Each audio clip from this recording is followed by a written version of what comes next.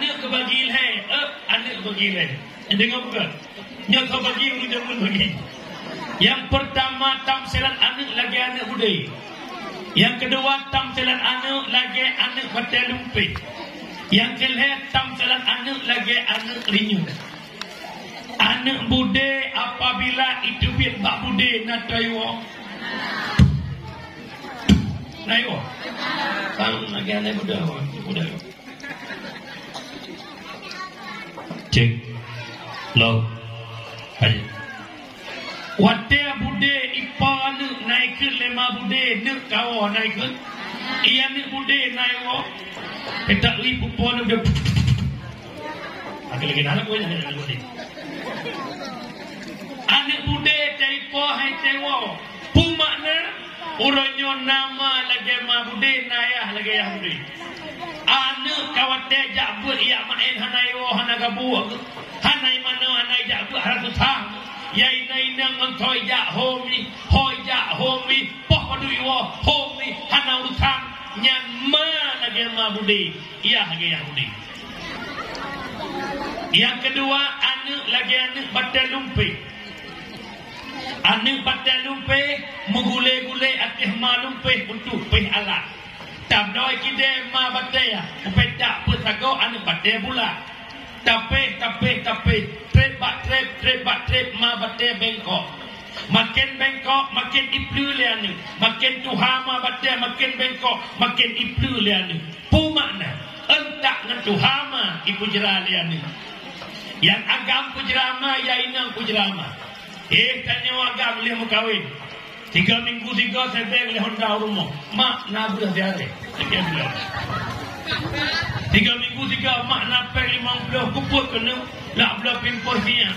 Padu pimpoh 50 man 20 doh kabah pimpoh mai. Dia nak inang lah elam cara pujerama mukawin. Tegecak bagah-bagah mukawin. Lihat mukawin nana pak perempuan mana? Beres. Ada mudah kajamun ke semana tanya ke sedium pun tanya ke budak tanya. Ke putuk baja ke intak pula. Ke pok-pok ke jaga pak jamuk. Ada mudah bekle mu ulang punnya.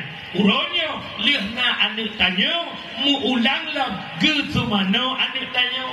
Ke sedium bu anak tanya. Ke budak gepu ya intat but ya intat pula but unci kita nyolong mohon bak kakak-kakak lebek palis menang ande ngome imak tanya kat Tuhan di kepreh-preh meninggal ada model ke Tuhan di ibadat gerogu bengah semayang Tuhan luho sunat ba'diyah qabliyah gara-gara tajuk cuco ni tanya beklah am sunat wajib rak hampat dengan semayang luho Allah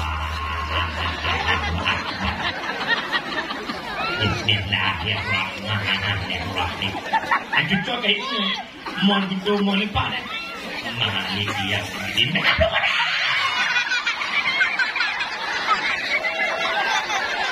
Beklaan lo nak pegah ya kubur sunat wajib hati mari dalam tiga. Yang nak pegah lemboy saya puan anak rinyun.